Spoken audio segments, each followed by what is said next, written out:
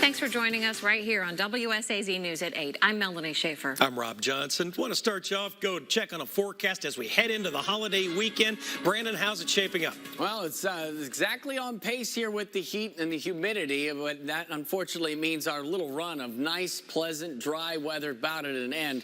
We are already starting off in the 70s across much of the tri-state area. Huntington right now seeing that sunshine, a few clouds in there, but it's a much hazier, steamier scene across the region here, and we're poised to run into the 80s very quickly on the day. But before we start thinking about the mid-90s and that kind of idea, we are going to be watching the atmosphere for the development of some showers and storms. We have a few out there right now, but they'll be more favoring the afternoon because these temperatures are just going to get hotter right now in the 70s. And as folks thinking about the regatta later this afternoon, live on the levee tonight, just have an answer for showers just in case, because there will be those showers and storms prowling around, and that hit or miss variety can always be a little confounding. But this is just the beginning. This weekend is going to be a challenge because of the humidity that's still around. Tough to deal with after going through such a nice stretch of nice weather, but a lot of times you just can't get that streak to go beyond 4 or 5 days. So we'll be tracking that risk for rain and rumbles in your forecast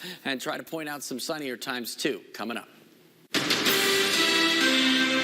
Now back to our breaking news alert. 2 officers are dead, 6 others injured, and we know the name of the suspect who's in custody from this. The Pike County, Kentucky Detention Center confirms Lance Storrs, he is 49 years old and from Allen, is now charged with 2 counts of murder of a police officer. News Channel 3's Kelsey Soto has been in Floyd County all night long. She joins us live from the scene with the latest. Good morning, Kelsey.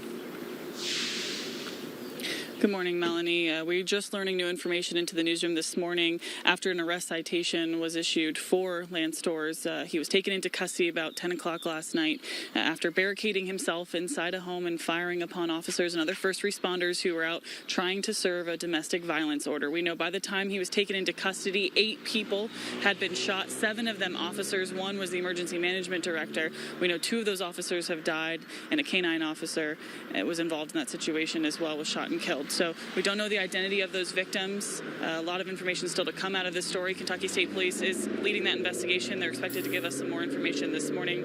We've been on scene throughout the morning, and the presence has ramped up here. They have expanded their crime scene area. We were in this field earlier this morning, but as more officers arrive on scene, they're asking us to kind of move back as they continue to work through this. We know that SWAT was on scene. ATF was here yesterday. A crime scene van is out here now, and officers have been taking photos, collecting evidence, and conducting interviews. So we're working to learn more. This is a very developing story, very fluid situation. Storrs was booked into the jail this morning about 5 a.m. He's expected to make a court appearance at 9 a.m., and that's where our Shannon Litton is headed. So we'll have those updates for you as soon as they become available. All right, Kelsey, stay on it. Thank you.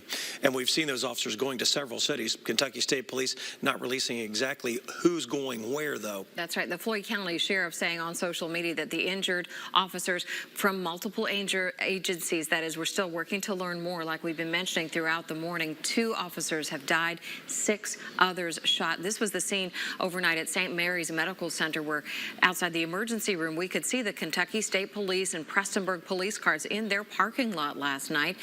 We were told that the officers, the injured, I should say, were sent to several different area hospitals for treatment. We reached out to St. Mary's Medical Center and to the Kentucky State Police to see if these cars were at St. Mary's because of the shooting in Floyd County, Kentucky. We haven't confirmed that yet, but we can definitely see that, they were dispersed to different area hospitals to be treated. We also got reaction from lawmakers in the aftermath of the shooting. Yeah, Kentucky Governor Andy Beshear releasing a statement on Twitter saying this: I ask the Commonwealth to join Brittany and I in holding Floyd County in prayer, especially the family and the loved ones of who were responding to the barricade situation involving a shooting. Kentucky Lieutenant Governor Jacqueline Coleman also releasing on Twitter, we join together as Kentuckians to pray for Floyd County, especially those who bravely responded to protect this community. Johnson County Sheriff said on Facebook, our thoughts and prayers are with KSP, all Floyd County law enforcement, the first responders, dispatchers, and the Allen community. And again, our crews have been on scene all night long, gathering more information and bringing it to you. We're very shortly going to take you to court where the suspect will be. We'll be updating you on the WSAZ.com platform and the WSAZ mobile app. We'll be sending out notifications, too, as we learn new information.